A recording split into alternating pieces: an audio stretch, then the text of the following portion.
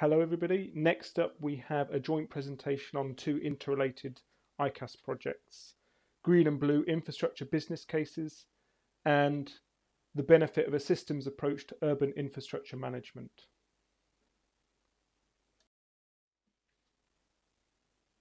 First up, Professor Andrew Brown from Leeds University Business School will give an outline of a project which aims to improve the way government appraises green and blue infrastructure in business cases. One of the outcomes of this project has been a number of recommendations for the current process to be modified and improved.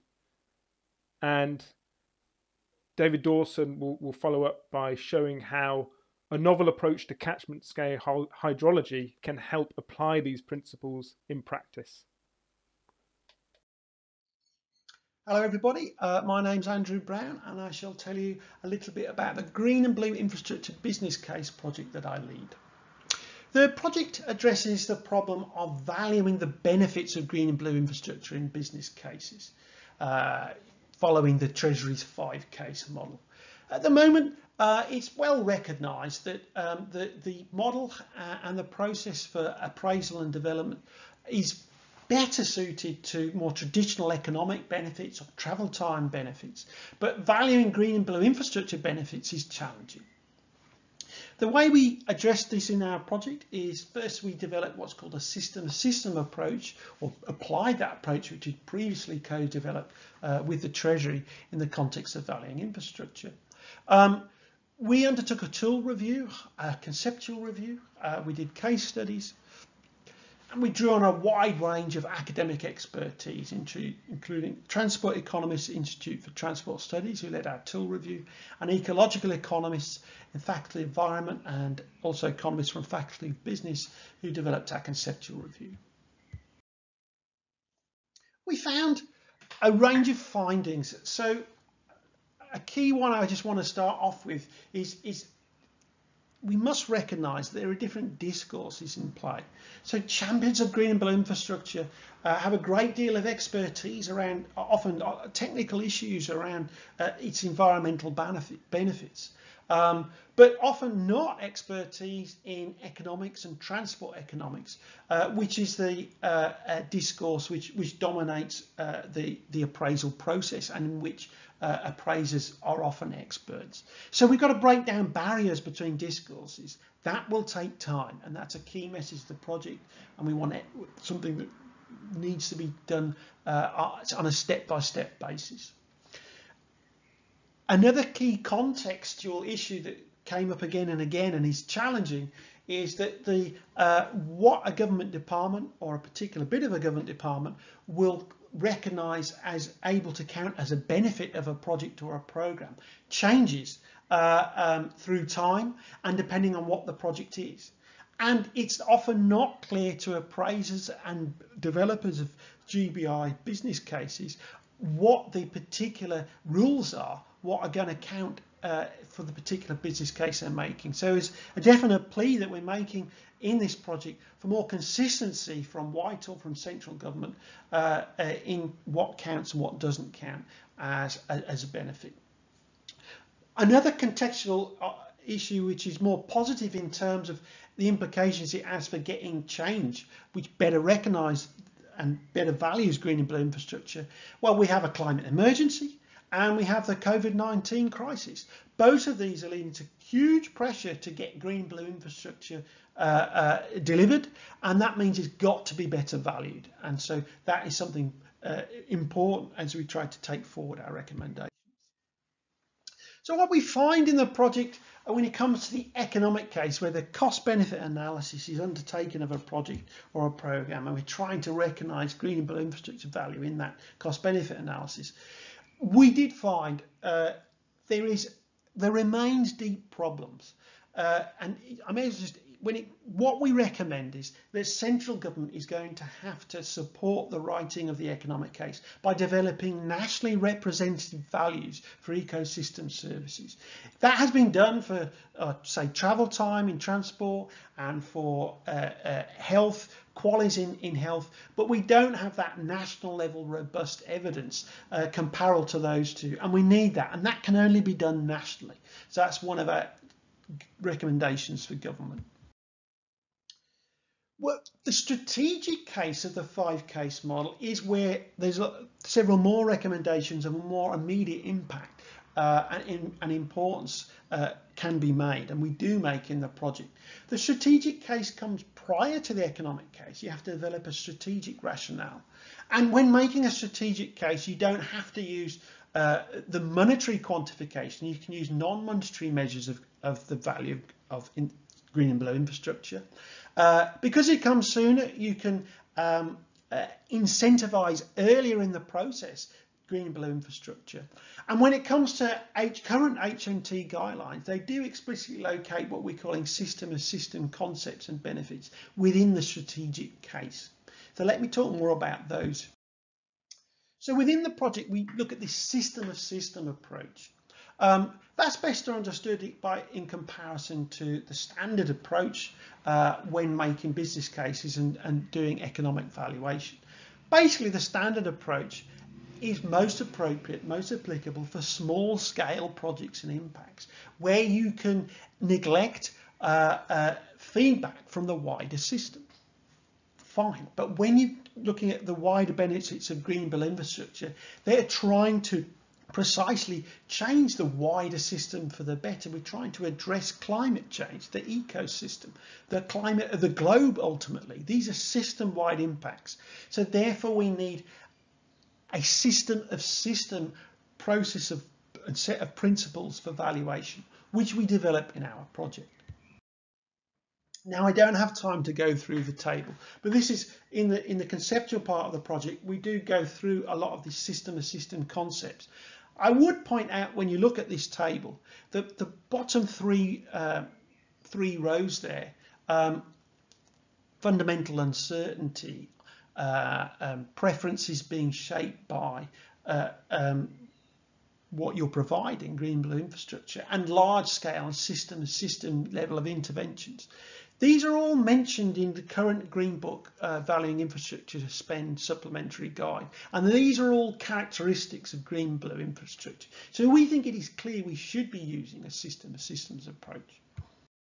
Okay, so those are key points. Let me finish with the key recommendations building over those points. Well, greater weight being given to the strategic case of the 5-case model over and above the economic case. Indeed, for very large projects with very large impacts, we recommend not using the economic case at all. System of system valuation principles, as I've mentioned, should underpin development of the strategic case, improvements in GBI business case guidelines and developments.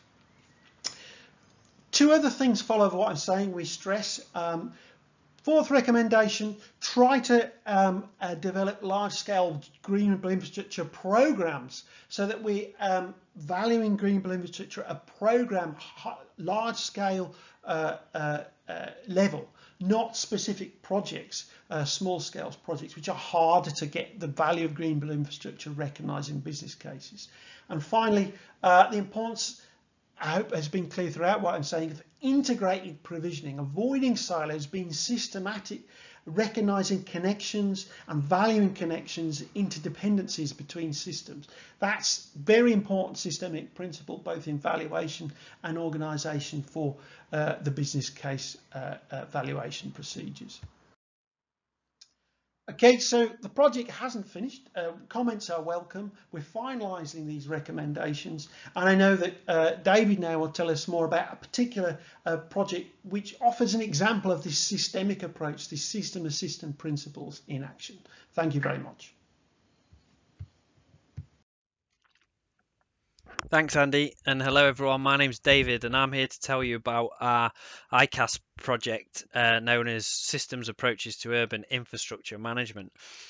And the project came out of a series of outputs from a previous research grant where we were looking to promote system-based approaches to flood risk management and how we might connect existing infrastructure and planning to delivering improvements in resilience. And of course, this was very much research based, and the next step for us was obviously, well, it seems quite practical what we developed. How do we actually put this into reality? and obviously iCASP is a perfect vehicle for helping steer that, and so they quickly put us in contact with people at Leeds City Council and the Environment Agency, and we started telling them what we were doing, and we were delighted that they were positive and understood, and were really quite progressive in their thinking, alongside us of pushing this systems-based approach.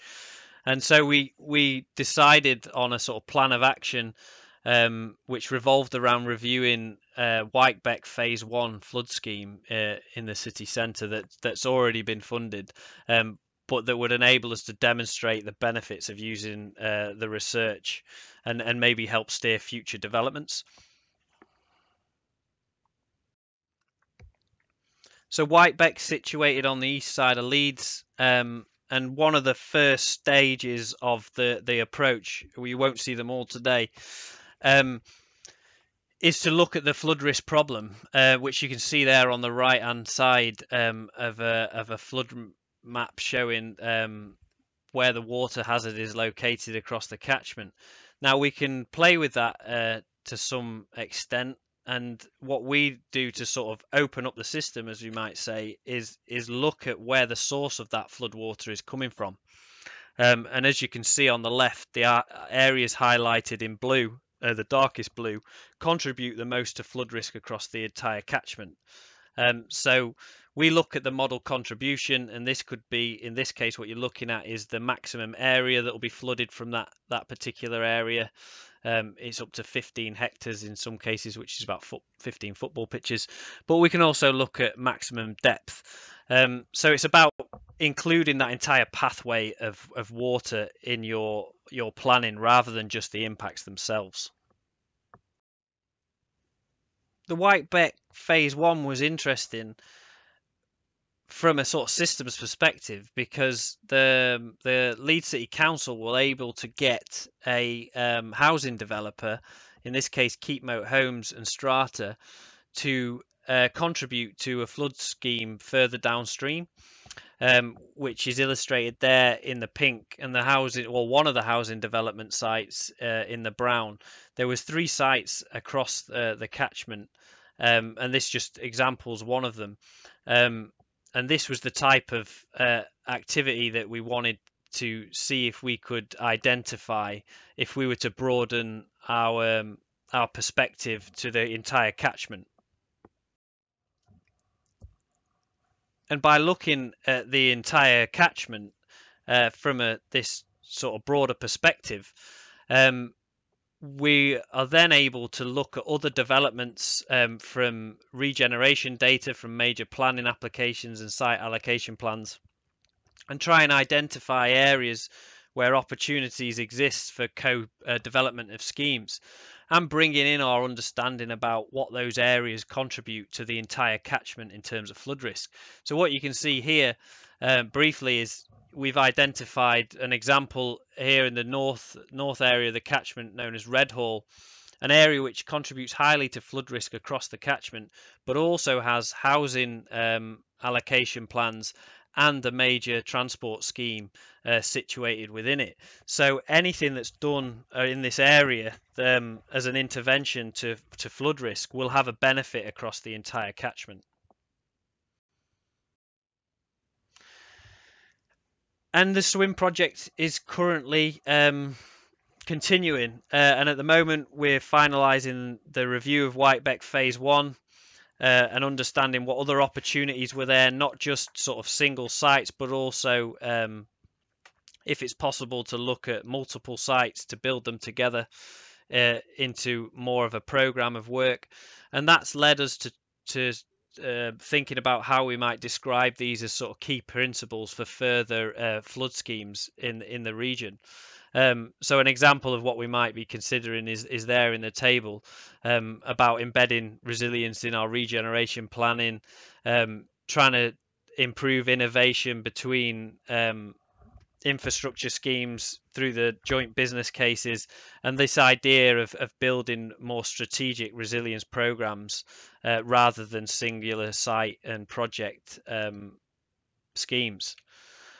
So we also have plans to continue collaborations both with Andy on the GBI business cases project, but also the environmental science for health and well-being in the climate emergency project, which has a spatial tool that we can feed into, which will bring in a whole another area of benefits and considerations.